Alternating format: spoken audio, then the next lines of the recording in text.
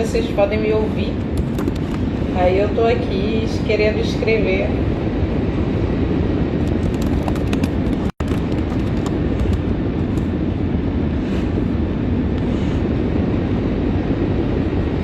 Ah, ansiosa. Confesso que eu também tô muito ansiosa, viu?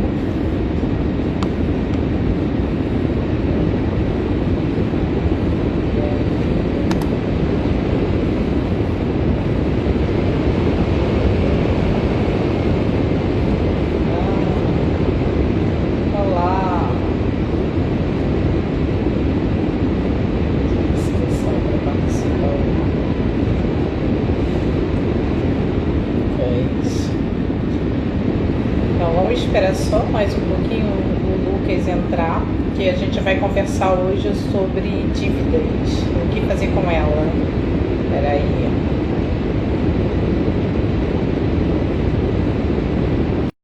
Pronto, já adicionei o Lucas. Entra, Lucas. Ué? Já Que aproveita. é? Já, Deu? entrou. Entrou. Vamos Que esperar. bonita. Mas... Oi? Tá bonita. Passou batom, arrumou a crina. É, tem que preparar, né? Vamos esperar só mais um minutinho. Ah, a Liga entrou. É, a Luquinha, meu filho. Conversar com É, ela, é. a A Nai. Nai também tá aí. Que da hora, Vamos que pra da gente. hora. E o Que legal. objetivo hoje é a gente só conversar um pouco, né? Aproveitar esse momento que está todo mundo em quarentena, repensando, alguns se reinventando, outros não, e a gente poder conversar um pouco sobre dívidas, né? O que fazer com ela? Paga toda, não paga nada, o que que paga, o que que é prioridade. Não vão pagar nada, né? Não, não é isso. Não, ó, acho que a gente já podia, sei lá, acho que a gente podia começar falando que é o seguinte, já que, ó, esse tema, que é o tema que eu gosto, que é maior que dívida em si, é o tema da educação financeira, né? Esse tema eu sempre achei muito legal, achei fundamental esse tema, só que, e ele sempre foi muito importante, só que agora, além de importante, ele ficou urgente. Ele ficou urgente, por quê? A gente tem um problema crônico aqui no Brasil. Você imagina o seguinte, ó, a gente tem alguns dados, né?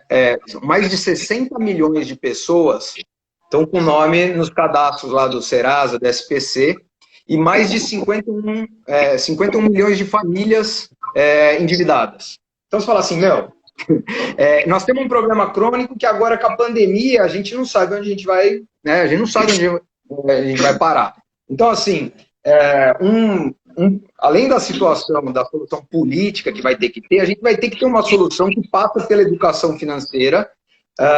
E é importante a gente, né, começar a tratar do assunto, falar. Nossa educação, né, você vê, muito poucas escolas têm alguma coisa do tema de educação financeira, e aí, se a gente tivesse, por exemplo, 1 milhão de pessoas no Serasa, no SPC, se a gente tivesse 500 mil pessoas em 200 milhões que nós somos, é uma coisa. Agora, 60 milhões, nós temos um problema, e agora com essa pandemia, a gente vai enfrentar um desafio grande aí que a gente tem que começar a conversar sobre isso e tentar se ajudar, né? Então, só que, né, como além quando vem um desafio, também vem uma oportunidade, né? Então, assim, eu acho que com essa pandemia todas as bases desses relacionamentos financeiros com bancos, com financeira, com fintech, a gente tem que ficar muito atento que o governo está mudando toda hora essas prorrogações de linhas de crédito e tal, mas a gente tem uma ciência, a gente tem uma estratégia para tentar tratar disso de uma forma, e sair disso daí com um aprendizado. Beleza? Vamos começar? Beleza. Vamos começar, até porque agora tem algumas linhas abertas, tem reclamação de empresário que não consegue pegar, tem tudo. É bom ou não é bom pegar essas linhas? O que que Não, você considera? eu acho. Não, é muito bom você ter falado isso, foi muito bom você ter falado isso, porque eu acho assim, ó, quando a gente fala de dívida, a gente tem que observar três fatores, tá? E assim, são fatores, isso aí é uma ciência, o pessoal que estuda, que gosta disso, já sabe como é que é. Mas assim, tem um fator emocional, tem um fator de organização e tem um fator de estratégia, que é a hora que você vai, né, bolar sua estratégia para resolver. E, assim, a hora que você está quando você está endividado, quando você está numa situação de desespero, assim, ó, o barulho aqui é do trem de Catanduva, aqui, eu tô aqui em Catanduva, tem um barulho de trem, então daqui a pouco passa. Ô, Marina, vendo meu apartamento, eu vou falar com você, Marina, você tá na teoria aqui, mas vamos lá. Então, a gente fica ansioso, às vezes já quer partir para a solução, a gente quer partir para a estratégia, já pego ou não pego. Então, assim, eu peço um pouquinho de paciência para a gente ver por que aconteceu a dívida.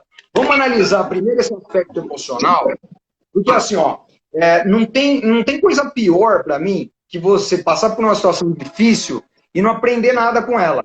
Você não aprende nada com ela. Eu acho assim, meu único consolo, quando você passa uma situação desafiadora, você fala, meu, eu nunca mais vou passar por isso. Eu nunca mais vou passar por isso. Eu não sei o que eu vou aprender, eu não sei o que eu vou fazer, mas eu vou dar um jeito de aprender alguma coisa. Então, eu peço um pouquinho de paciência para a gente começar tratando dessa questão emocional e aí a gente vai até a estratégia do que está acontecendo hoje por causa do Covid e da pandemia. Tudo bem? Tudo bem. Pode? Tá ouvindo bem? Tá legal o áudio? Você... Tá bom, sim, mas vamos falar, e até porque a gente começou a falar e a gente acabou nem se apresentando, né? Nem falando quem é o Lucas, por que o Lucas vai falar de finanças, né? O Lucas, ele é especialista em finanças, ele é empresário há mais de 16 anos, sempre atuou na área de finanças, além de já ter passado por bancos, pelo Citibank e pela tesouraria do POM. Né? Do POM, Então, isso ele mesmo. tem Boa. muita... E foi bom que a gente deu os 5 minutos de aquecimento, né? E quebra aquela tensão, que é a primeira live do Lucas, né? Então, vamos aproveitando.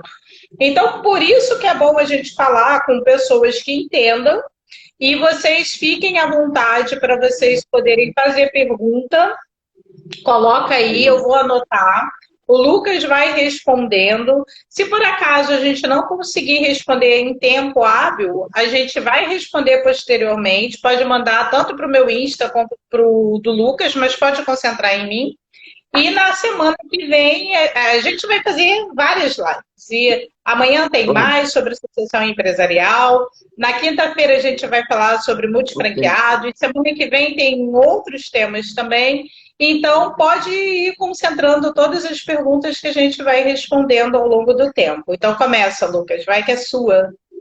Não, obrigado pela oportunidade. Então, é isso aí, ó. Bom, para quem entrou agora, então, que a gente estava falando sobre dívidas, e a gente estava falando que são 3 fatores as dívidas. A gente tem que percorrer por 3 fatores quando a gente está falando de dívida, que é o fator emocional, o fator de organização e o fator da estratégia. Então, vamos passar com calma pelos 3 fatores. Então, assim, quando a gente fala do emocional, uma sugestão que eu tenho é assim, a gente olhar as coisas como elas são.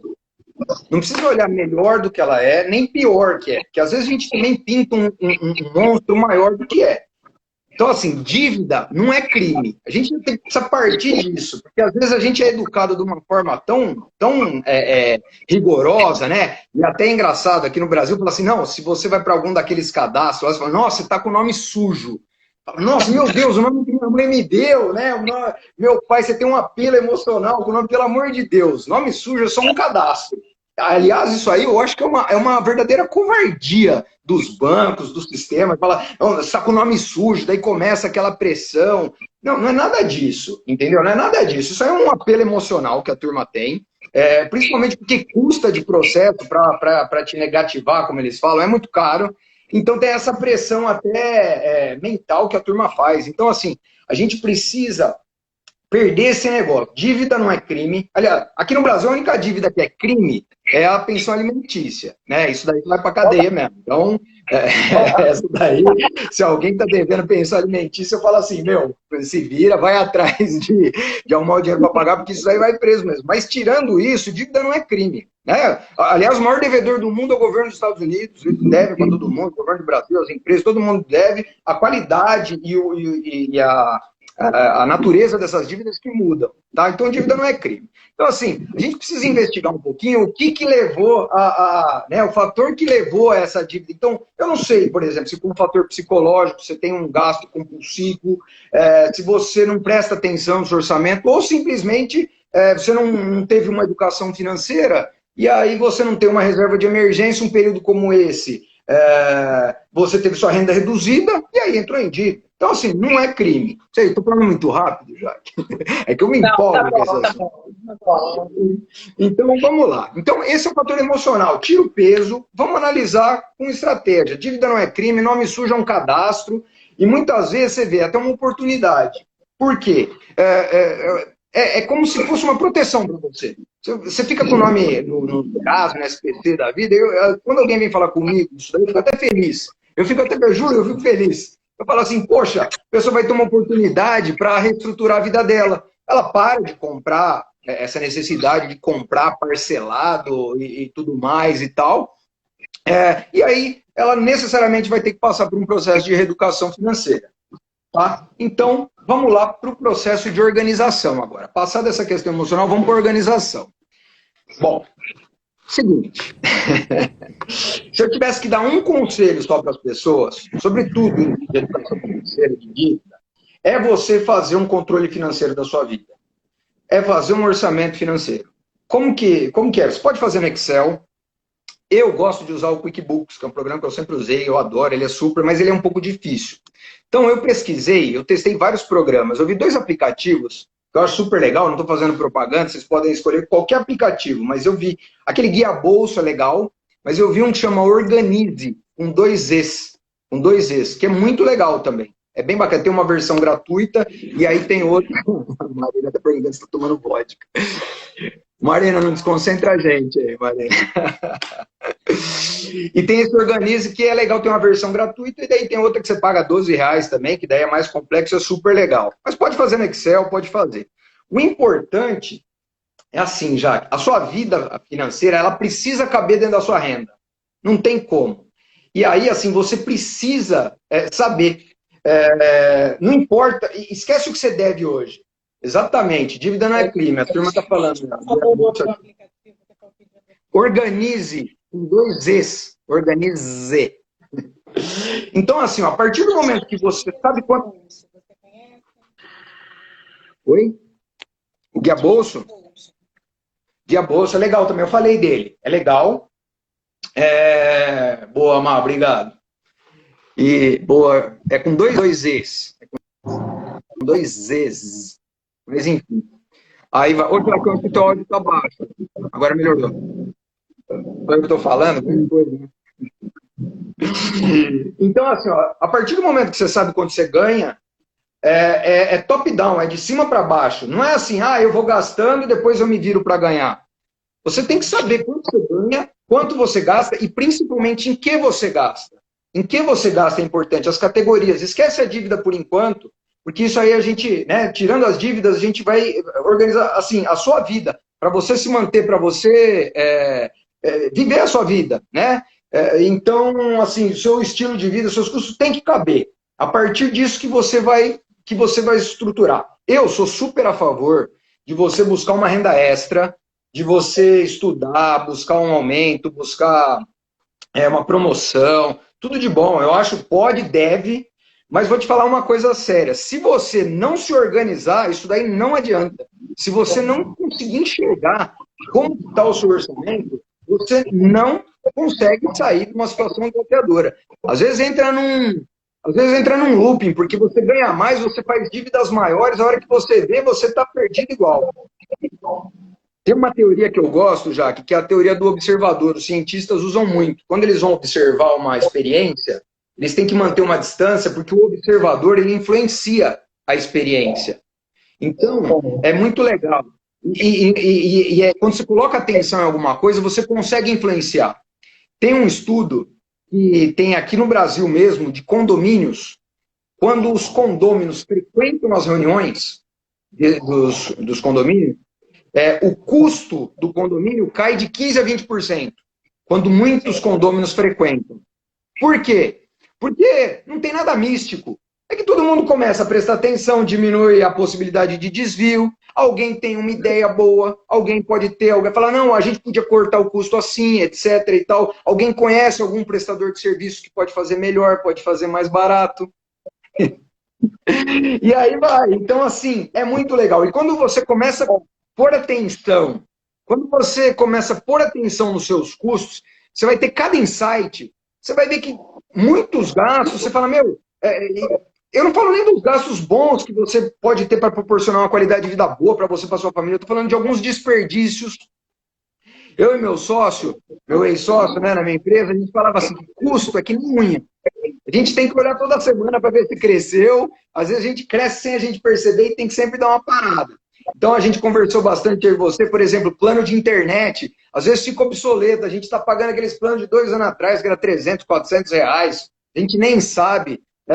Então, assim, temos que colocar atenção nisso daí. Tá bom? Então, na organização, a primeira coisa é fazer esse controle financeiro. A segunda dica que eu dou, isso aí é mais importante. Eu nem sei se a minha assessora lá da minha corretora da XP lá que está me ouvindo aí, ela falou que eu ouvi, não sei, mas eu falei que eu ia fazer uma propaganda dela, mas não só dela.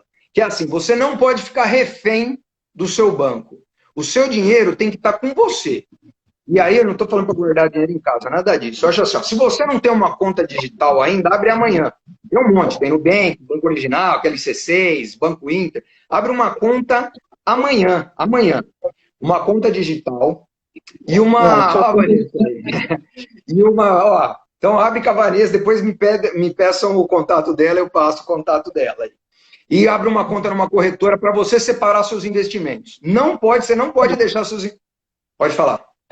E tudo isso serve tanto para pessoa física quanto para pessoa jurídica.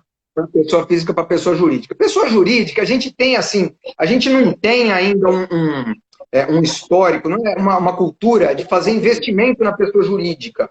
Né? Eu recomendo, até é possível. Eu acho que foi uns 2 anos que abriu, antes da XP, eu acho que nem fazia isso daí, né?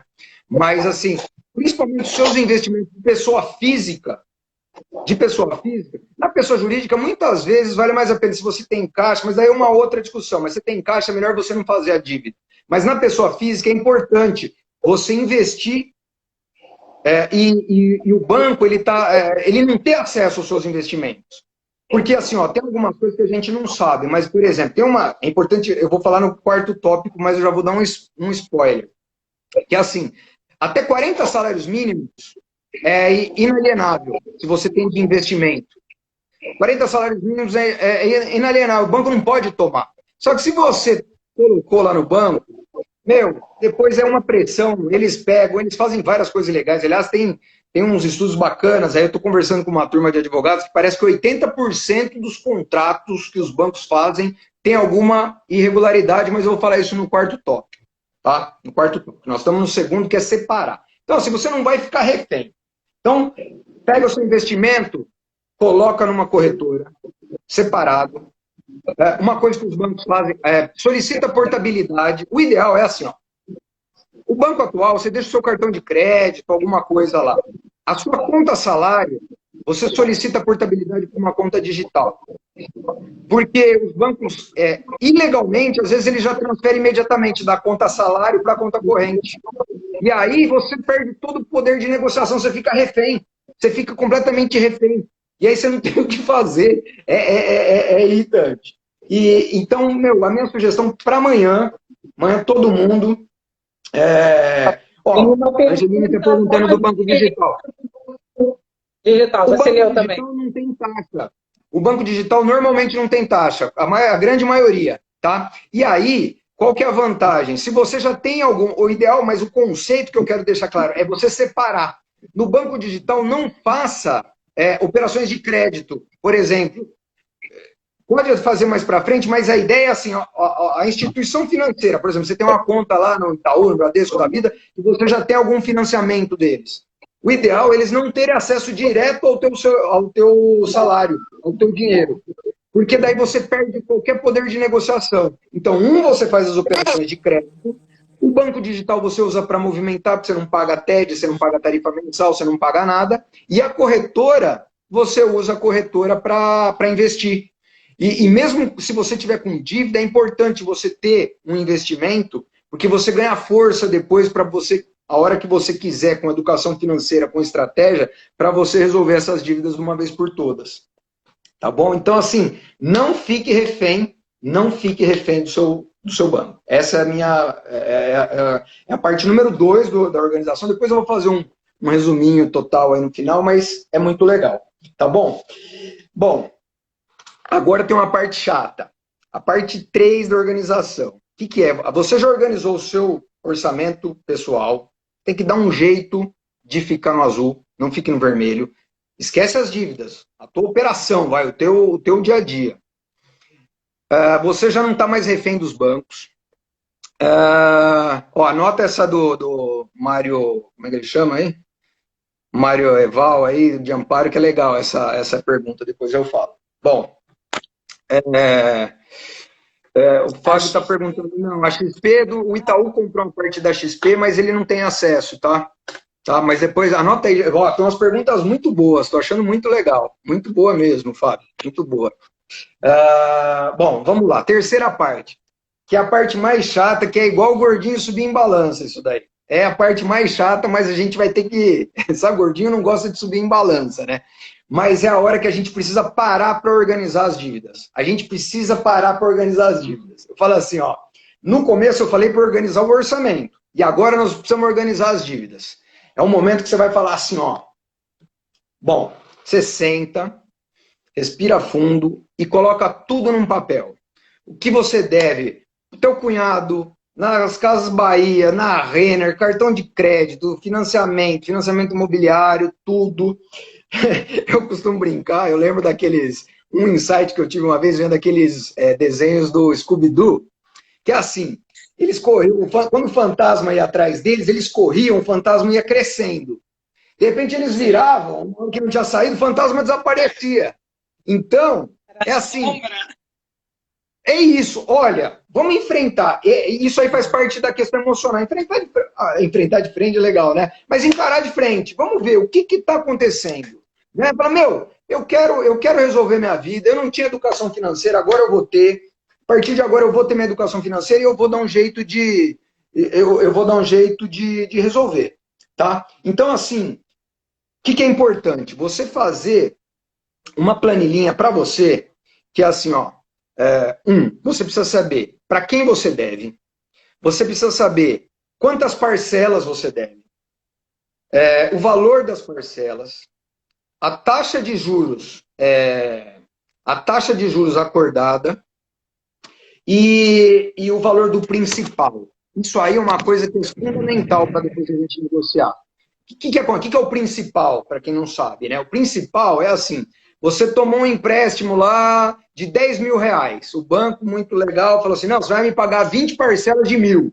Você pegou 10, vai pagar 20 parcelas de 1.000. Bom, tá bom. Aí você pagou a primeira parcela de 1.000, a segunda, de repente aconteceu uma coisa, você não teve renda, alguma coisa, você não conseguiu pagar mais. É importante, depois de um tempo, você saber qual é o valor do principal. Porque esse é o valor referência para a gente fazer uma negociação de dívidas, tá? E aí depois a gente vai entrar na hora que a gente falar de direitos, de entender seus direitos, de estratégia. Mas então, lembrando, a gente precisa saber para quem a gente deve, a gente precisa saber a taxa de juros acordada, quantidade de parcela, quantas parcelas e o valor do principal, o valor inicial da dívida, tá bom?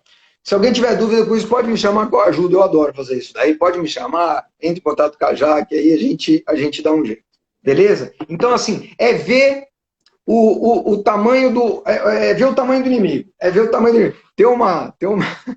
Tem uma outra, Jaque, eu tenho uma fala assim, que é uma história, só para quebrar um pouco o clima, né?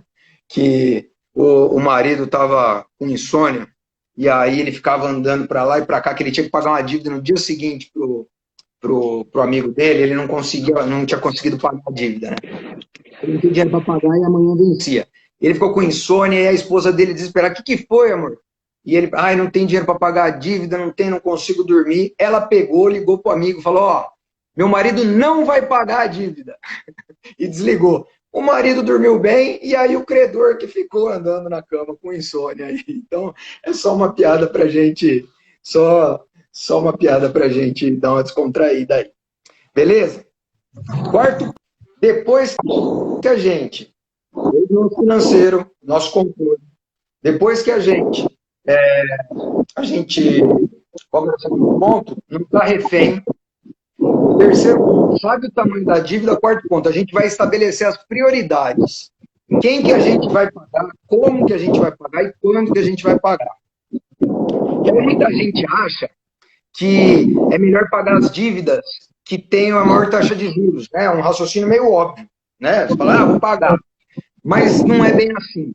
Não é bem assim. Quem estuda isso, eu aprendi muito com um amigo meu que chama Carlos Galvão, ele tem um Insta muito legal também que chama Dívida Zero. É muito legal, esse cara é muito legal, ele faz um estudo super aprofundado, eu recomendo pra caramba, chama Dívida Zero. Mas ele fala muito de 5 fatores críticos que a gente tem na hora de resolver, estabelecer a prioridade para pagar uma dívida. Por exemplo, a primeira é assim, se você está inadimplente ou adimplente. Se você tiver adimplente, quer dizer, você está pagando, é melhor que você continue pagando. Nesse caso, por exemplo, vale a pena uma renegociação. A taxa de juros do Brasil caiu, você pode chegar para fazer uma negociação de falar assim, olha, vamos postergar isso daí numa fase difícil e tal, uma negociação. Mas nesse caso, se eu tivesse que pagar uma dívida, eu pagaria essa. Você está adimplente, você não está com nada atrasado. Tá? Isso aí, bate. Dívida zero. Então essa é a ressalva que eu faço. Dá para negociar, mas é o primeiro fator crítico. Meu, você está adimplente? A ideia é a gente continuar com isso daí e deixa. A pior coisa que você pode fazer é pagar um pouquinho de cada. Você paga um pouquinho de cada que Mas isso é bom, né? Porque o que acontece? Normalmente as pessoas querem pagar um pouquinho de cada para não ir para o cadastro, que você já falou no primeiro item, e acaba não pagando nada, né? O montante acaba só crescendo e não resolve, não é isso?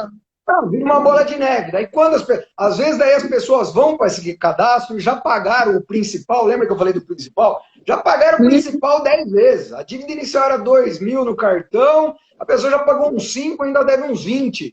É loucura isso daí. É loucura. O que eles fazem, aqui no Brasil, isso daí é uma covardia. Lembrei de falar uma coisa também, eu esqueci de falar quando aquela questão de não ficar refém. Você falou de pessoa jurídica, isso aí serve para amigos que têm empresa. Por exemplo, tem muita gente que usa já direto a maquininha, os recebíveis da maquininha, para conseguir empréstimos, alguma coisa. E, meu, isso daí é legal, vale a pena, é uma operação justa tal, mas também não fique refém. Porque isso daí é muito... os caras fazem muita sacanagem com isso daí. Estou falando meu português erudito aqui porque é verdade mesmo. Fazem muita sacanagem. Você tem uma ideia? Começou a pandemia, saiu no Jornal Nacional lá que o Banco Central ia liberar para a turma o compulsório dos bancos para eles diminuírem a taxa de juros. No dia seguinte, a Cielo dobrou a taxa de antecipação. No dia seguinte, dobrou a taxa. Então, vale a pena uma dica, você ter mais de uma dessas maquininhas e domiciliar diferente. E domiciliar em bancos diferentes. Se informa sobre isso, dá para fazer. Às vezes você trava uma bandeira em uma. É isso mesmo, a Angeline está vendo aqui. A Angeline trabalhava comigo e viu. Dobrou! Eles dobravam. Eu liguei lá e falei, vocês são assassinos. Isso aí, gente, como que pode? Entendeu? E assim, só que é a regra do jogo. Num caso desse, não tinha contrato, não tinha nada, antecipação ele faz se quiser ou não. Se você quiser, você pode fazer antecipação com ninguém, com outra pessoa, não estava travado. Mas isso aí que eles fazem é uma covardia. Então, como que a gente pode se proteger? Tem a outra. De repente você faz uma operação com uma bandeira só com o Master, e faz outra com Visa, com a Amex e tal. Você direciona as vendas dos clientes para... Normalmente tem muita gente que tem 2 bandeiras e tal, mas tem saída para isso. Tá bom? Deixa eu aproveitar, Lucas, que você falou nisso, e tem a pergunta que o André fez lá em cima. Que ele pergunta o seguinte, não tem vantagem manter o dinheiro no banco para ter negociações de taxa e etc?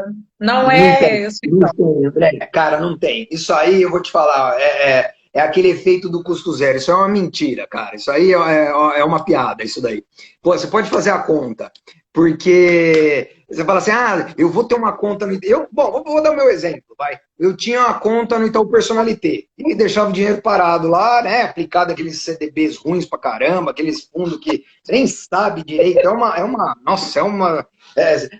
É tipo o caldeirão do Hulk, não, o caldeirão do inferno, você nem sabe o que está acontecendo. E aí, aquela taxinha que você está pagando do banco, mas eu não pago a taxa mensal do cartão e tal. Bom, a gente pode falar, hoje em dia não é tão difícil você não pagar a taxa do cartão. Com o mínimo de estratégia de negociação, dá para fazer isso, tá? Mas mesmo a tarifa da conta corrente, muda para um banco digital e aplica esse dinheiro. Mas mesmo que você quiser continuar, vamos supor, quero continuar lá, cliente, porque eu gosto de tomar um café lá no Itaú Personalité, no Bradesco Private, lá sei lá o quê, paga a taxa e põe o teu... Você pode ter certeza. Coloca o teu dinheiro na XP, coloca em outra corretora, aplica esse dinheiro de outra forma que o rendimento é tão mais, dá para você pagar de sobra, mas assim, de longe. Justamente porque a gente não é ensinado a fazer esse tipo de conta. Ali, deixa eu perguntar outra coisa, que você aproveitar e responder outra pergunta. Todas as minhas contas estão na poupança. É a mesma coisa que o digital? E não. tem a outra, poupança hoje está valendo? Tudo não. de poupança. Eu não entendi a primeira. O que a pessoa perguntou? Todas as contas estão na poupança. É a mesma coisa que conta digital? Não. Conta digital você tem que abrir a conta. Você abre pela internet mesmo. Você manda os documentos pelo celular. Não, mas acho que se refere às taxas de vantagem, porque a poupança...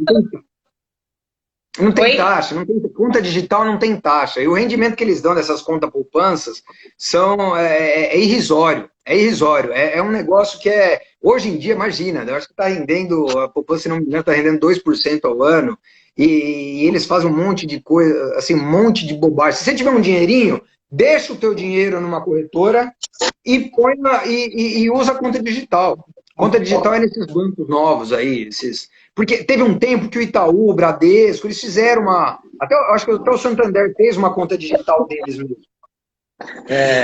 Você vai ser processado pelo Itaú. Vem tomar um café comigo. Já tá merda. Ups. Toma um café e vamos voltar. Vamos voltar para... Tem frango, café com frango. A Claudia vai fazer. Café com frango. Pra ser séria, pra gente rir. Deixa eu voltar aqui, vai. Senão eu perco o fio da meada e ainda tem algumas coisas legais que eu queria falar para vocês. Então, beleza. Então, lembra que a gente estava nas prioridades. Então, se você está adimplente, a primeira são 5, tá? Pelos fatores críticos. Por exemplo, o segundo fator crítico, o trem de Catanduva. O segundo fator crítico é a possibilidade de negociação. Se o teu credor está aberto a uma negociação, fala, vamos sentar, vamos conversar, né? Pode ser, quando eu falo sentar, é modo de falar do interior, né? Mas assim, podemos conversar pelas mídias. Mas, poxa, está acontecendo isso, eu estou me reestruturando, vamos negociar? Esse cara tem prioridade na tua negociação, né? Você fala, vamos negociar, vamos, eu quero ficar adimplente. Ele não tem brasileiro, o pessoal fala, brasileiro é honesto. A gente quer, ninguém se endivida, pode ter a exceção de exceção do cara que quer fazer uma sacanagemzinha, alguma coisa, mas assim, ninguém gosta dessa situação de ficar devendo para os outros, ninguém gosta. 99,999, eu quero ser honesto, quero pagar minhas contas, quero ganhar meu dinheiro honesto e seguir. E se eu passar por um momento de dificuldade, eu quero honrar, mas me ajuda a honrar a minha situação. Então, quem estiver aberto para negociação, ganha prioridade. Terceira situação, que o fator crítico é o tempo de resolução. Você quer ver uma coisa, por exemplo, a tua luz. A taxa de juros, se você atrasar uma conta de luz, é super baixa.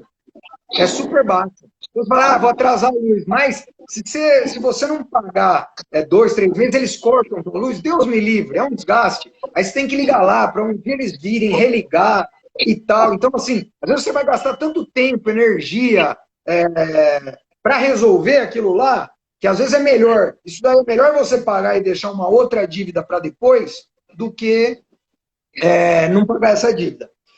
O quarto fator crítico é a pressão mental.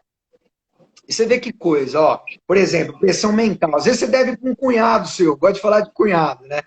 Mas você deve para um cunhado, você deve para tua sogra, você deve para um amigo. Às vezes ele te emprestou sem juros.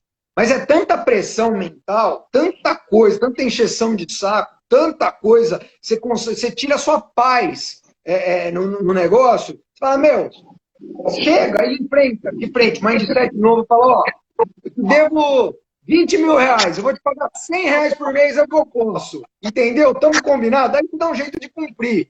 Mas, quer ver um exemplo legal que eu falo de pressão mental? Duas coisas, por exemplo, condomínio e escola de filho. Você fala assim, condomínio é muito... A lei muda toda hora, tem hora que eles modificam a lei para pressionar a turma para pagar e tal. A verdade é que assim, eu nunca vi, já tem alguma jurisprudência, a turma sendo negativada por atrasar condomínio, mas eu nunca vi alguém perder o imóvel com condomínio, né? Só que de repente... É raro, concordo. Mas, por exemplo, demora, isso é processo de anos e anos e tal. Então, o que acontece, Jacques? Mas, por exemplo, principalmente se é um condomínio pequeno, você vai, todo mundo sabe que você está devendo, é uma situação desagradável. Só que condomínio tem uma pressão mental, só que condomínio envolve duas situações. Você quer ver uma coisa legal? Condomínio, lembra que eu falei que o segundo fator é negociação? Condomínio é um dos mais abertos para negociação. Se você ficou, por exemplo, quer ver? Ficou 1 ano sem pagar um condomínio, por exemplo.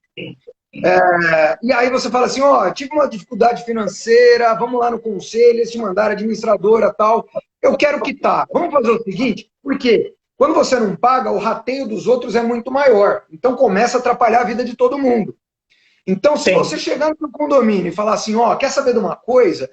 Eu vou começar a pagar daqui para frente, eu resolvi minha vida, agora me organizei, vou começar. E o passado, eu quero parcelar, puxa, cabendo no meu orçamento um pouquinho, sem juros, sem multa. Vocês aceitam essa proposta?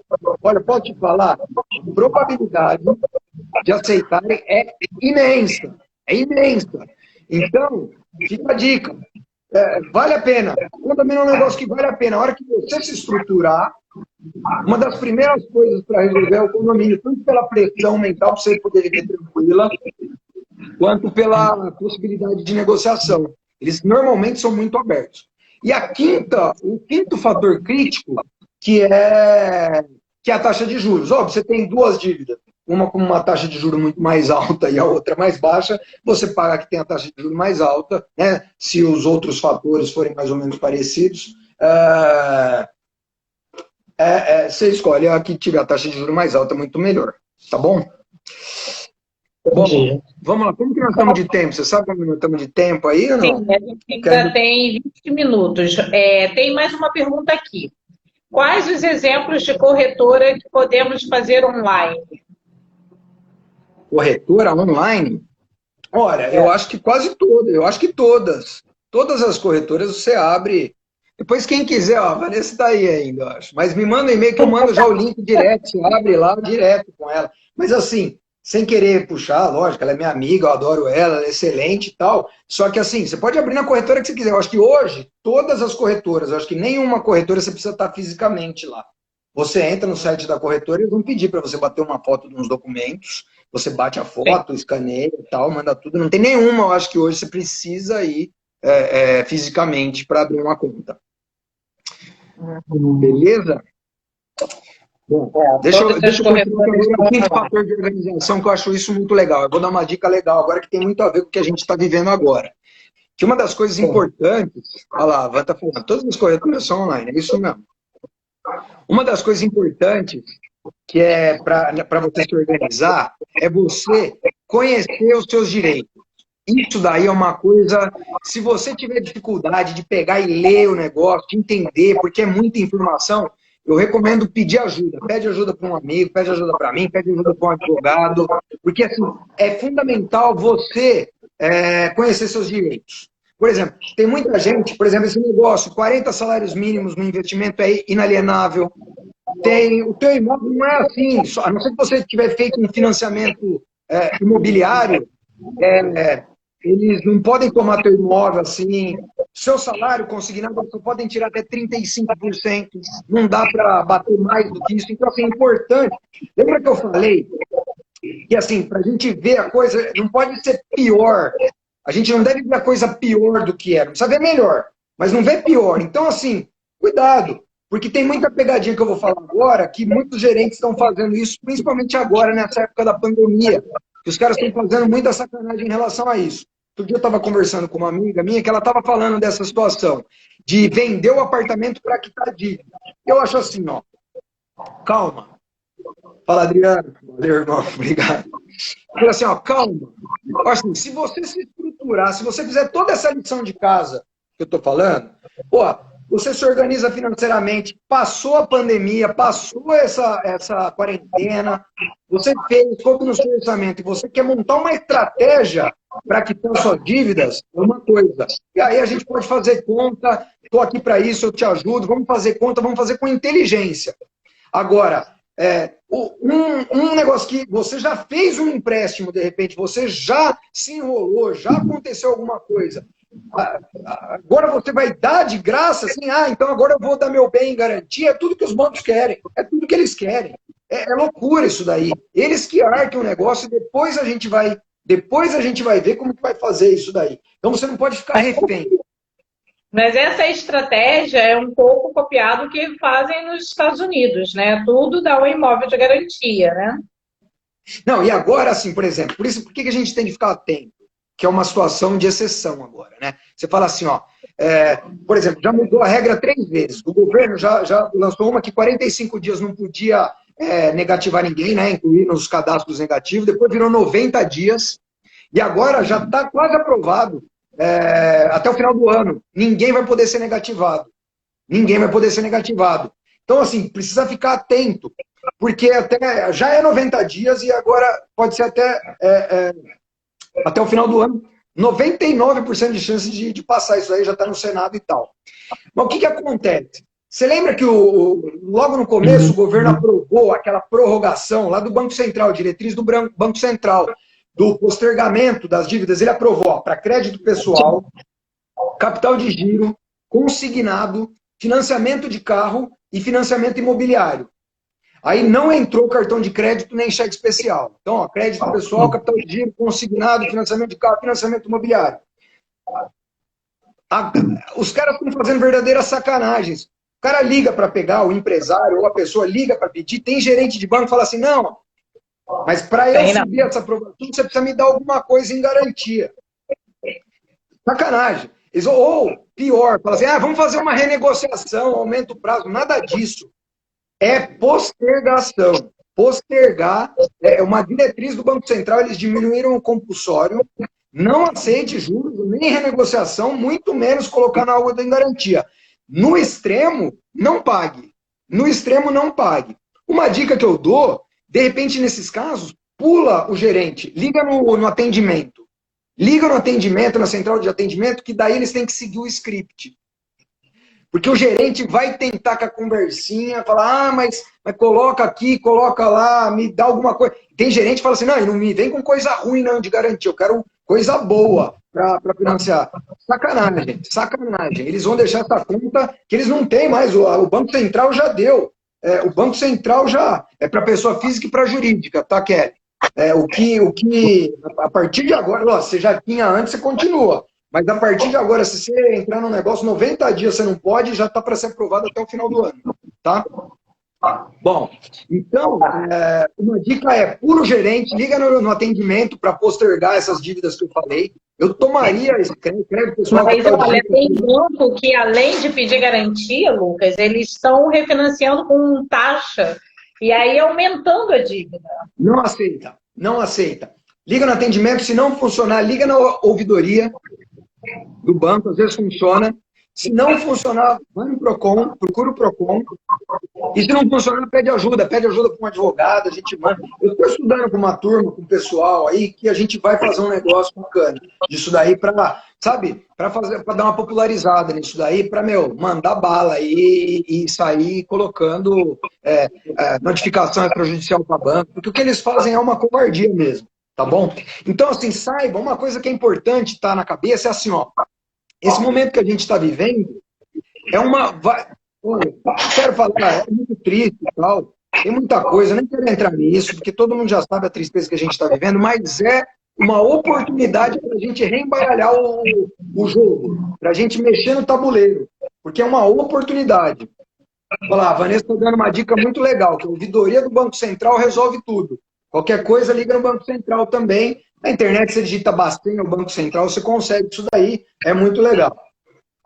Bom, então, assim, por que eu estou falando de saber de saber os seus direitos? 80% dos contratos bancários estão errados. 80%. E aí na prática eles colocam seguro prestamista, venda casada, faz isso que eu faço um seguro de vida, seguro de casa, consórcio, título de capitalização.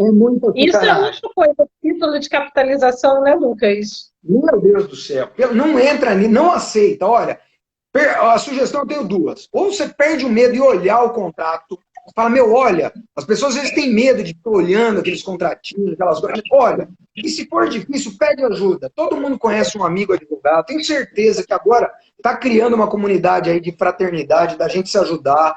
Tem muita gente para ajudar e eu estou aqui, eu estou à disposição. Se precisar, eu estou aqui à disposição, manda para mim, que a gente dá um jeito.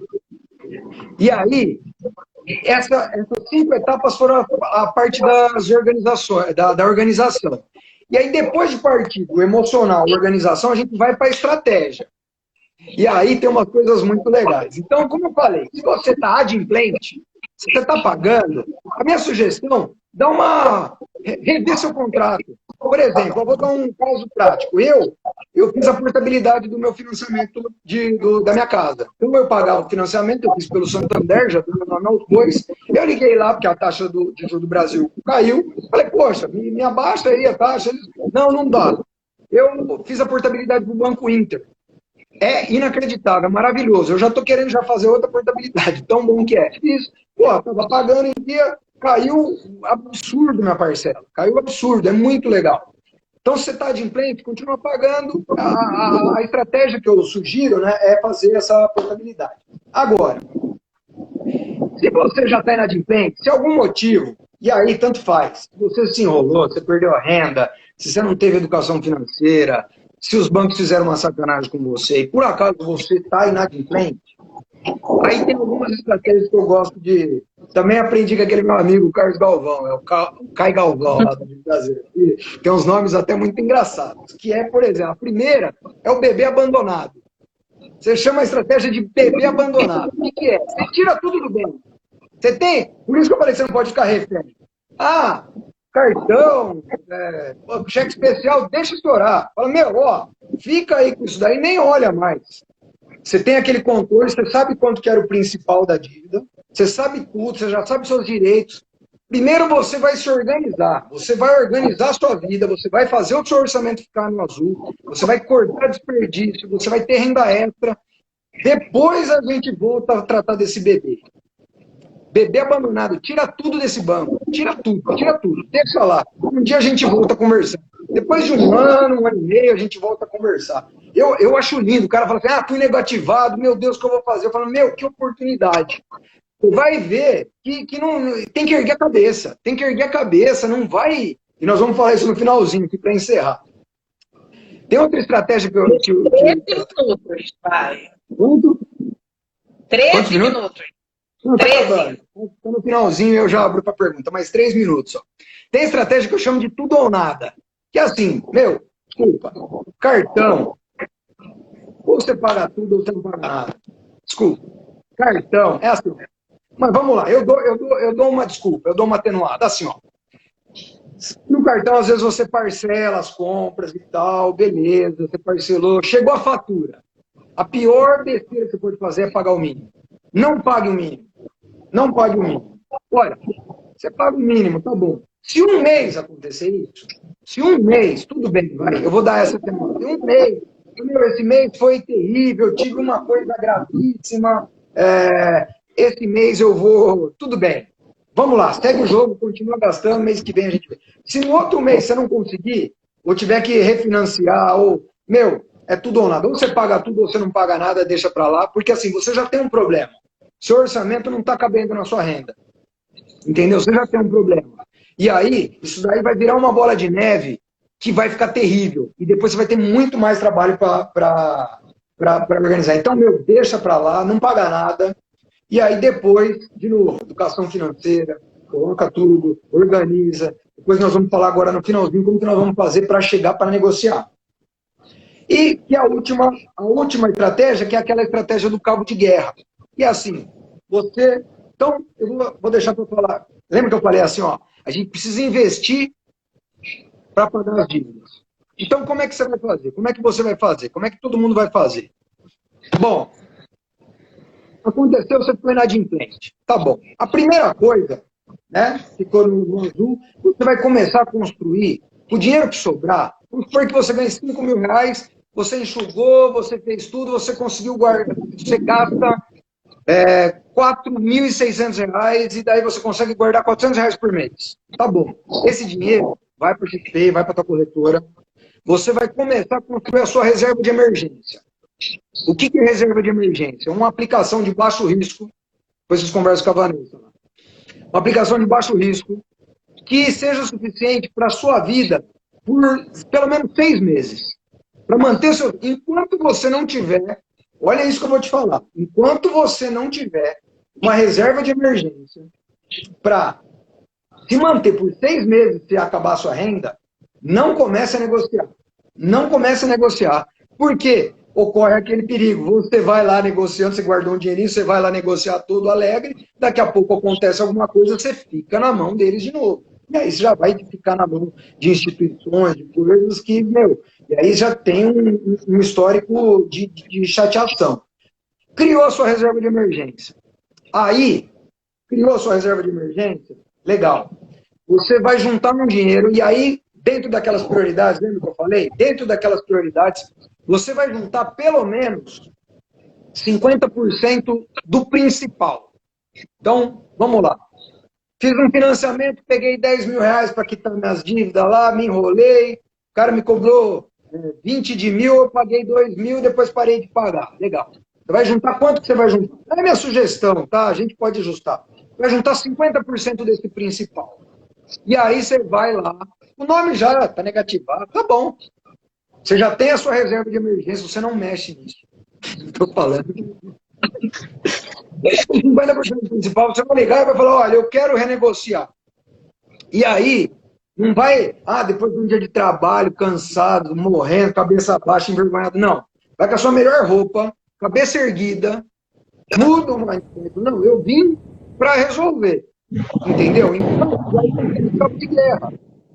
Olha, eu vou falar para você. Se você... a chance de você... A gente tem cada história linda de gente que estava devendo, é isso. O cara começa a dever 5, 10, vira 100... Quando o banco dá por perdido, ou a financeira, ou ela vê que você não é mais refém, a probabilidade de você conseguir, por exemplo, naquele caso que eu falo dos 2 mil, você, eu já paguei 2, do principal era 10, eu tenho 5 aqui, e aí os outros 3 para o principal eu vou dar uma parcelada se vocês tirarem meu cadastro agora. Quer? Aceita. Meu, a chance de dar certo é, assim, absurdamente grande. Não, o gerente vai tentar falar, não, você tem no cadastro, no sistema, você deve 80 mil reais, com a TAC, com juros, com a multa, com não sei o quê. Meu, não é nada disso. Porque assim, quem empresta dinheiro, e aí é um dos argumentos que as instituições usam pra gente, é o juros do Brasil mais alto do mundo. A taxa de juros do Banco Central baixou, mas a taxa pra gente continua mais alta do mundo. Eles falam que justamente a justificativa é o risco de inadimplência. Então, assim, quando alguém faz uma operação, já tem esse risco. Então, você imagina você fala assim, você emprestou um dinheiro para um amigo seu. Tá bom, vou te pagar, eu sou muito amigo seu, quando você é amigo, né? Você fala assim, eu vou te emprestar 10, você me paga 12 de mil, vamos dizer assim. O banco de... E aí, depois de um tempo, teu amigo, quebrou, você viu a situação dele, ele quebrou, tá ferrado, não tem, não sei o que lá, você dá por perdido, você fala, imagina que ele depois de um ano chega pra você e fala assim, cara, você não acredita, acabei de ganhar na loteria, ganhei na Loteria Federal, 8 mil reais, eu tinha te pago 2, posso te pagar os 8? Estamos resolvido? Na hora, você já perdeu aquilo lá, entendeu? Então, assim, a minha sugestão é essa. Você faz a sua reserva de emergência para não entrar mais. Educação financeira, melhor roupa do dia, liga, junta 50% do principal e vai para o cabo de guerra. Então, assim, você faz um scriptzinho. Bebê abandonado e cabo de guerra. Bebê abandonado, tudo ou nada e cabo de guerra. E aí, assim, a dica que eu dou no final é assim, assume o protagonismo, assume a coordenação ativa do negócio. Você não deixa o gerente, ele sabe tudo de você já, ele sabe o teu histórico. Você precisa se armar e também, recomendo, se precisar, pede ajuda. Não é, você não é especialista, às vezes você é especialista em outra coisa, pede ajuda. Pede ajuda. Mas vai com a cabeça erguida. Lembra do começo da live, dívida não é crime, todo mundo deve, e agora, por causa dessa situação que a gente está vivendo atípica, a gente vai ter uma oportunidade de dar uma reembaralhada em tudo. Então, o que eu tinha para falar é isso, lógico. Todos esses temas dá para a gente aprofundar mais, dá para a gente entrar dentro disso, dá para a gente melhorar as estratégias, tal. Lógico, isso é um conhecimento de, muito tempo, quis passar um pouco para a gente, pelo menos, se mudar a cabeça, de falar, vou começar a fazer um controle financeiro e vou mudar minha cabeça, sabe? Não vou colocar atenção nas coisas, a vida fica bem mais simples, entendeu? Então, basicamente é isso, estou aberto aí, se alguém quiser fazer alguma pergunta, se você anotou alguma pergunta legal aí. Uma pergunta só aqui, porque a gente já está com 6 minutos, que é o seguinte, a PagSeguro, o mercado... Não estou ouvindo, Jaque. Vale a pena usar? Eu não estou ouvindo, Jaque. Eu acho que é no caso que você falou da maquininha, né? De usar e ficar refém, né? Da PagSeguro, eu não ouvi, teu áudio está muito baixo para mim, eu não sei porquê, não sei se eu fiz alguma coisa errada aí. O PagSeguro e o Mercado Pago, eles estão agora com conta digital. E legal. A pessoa está aqui perguntando se vale a pena manter lá. Olha, vale a pena, então vou repetir, se a PagSeguro agora, por causa da maquininha, tem a conta digital, se vale a pena manter lá. Eu acho que vale, aqui tá ouvindo? Estou ouvindo. Eu acho que vale a pena, mas abre outra. Eu não sei especificamente se você tem alguma operação, se você já faz uma operação de crédito com a PagBank, PagSeguro aí, entendeu? Então, assim, isso é legal. O importante é entender o conceito. Não fica refém. Então, se você já está começando, por isso que eu acho legal separar. O banco de investimento, por exemplo, a XP, daqui a pouco quer abrir cartão de crédito. Se quiser ter, tenha, mas não use o único cartão de crédito daquela instituição. Não fica refém de nenhuma. Porque hoje você consegue abrir essas outras contas sem taxa nenhuma. Então, você tem lá, você opera com a PagBank, legal. Só que, de repente, você faz uma operação de crédito. Você vai ficar refém deles, se precisar. Então, tem a outra. Por uma carta na manga. Já aprendeu, não entra dessa. Não entra nessa. Então, eu acho legal. A PagBank é legal, a PagSeguro é super legal. É uma alternativa para Cielo, para GetNet, para essas grandes, mas é bom não ficar refém de ninguém. A Natália está falando para você virar coach de finanças. Esse é o plano. Obrigado, Nath. Eu não ia, mas agora que a Nath falou, capaz de eu fazer. Então, eu não ia, hein? Olha lá. Até a maquininha, o Mareval está falando de amparo, até a maquininha é legal, no Nubank é legal, no Nubank é legal. A maquininha, tem algumas que já estão com taxa zero, taxa, que você consegue, e às vezes, dependendo como for, puxa, se puder, se couber,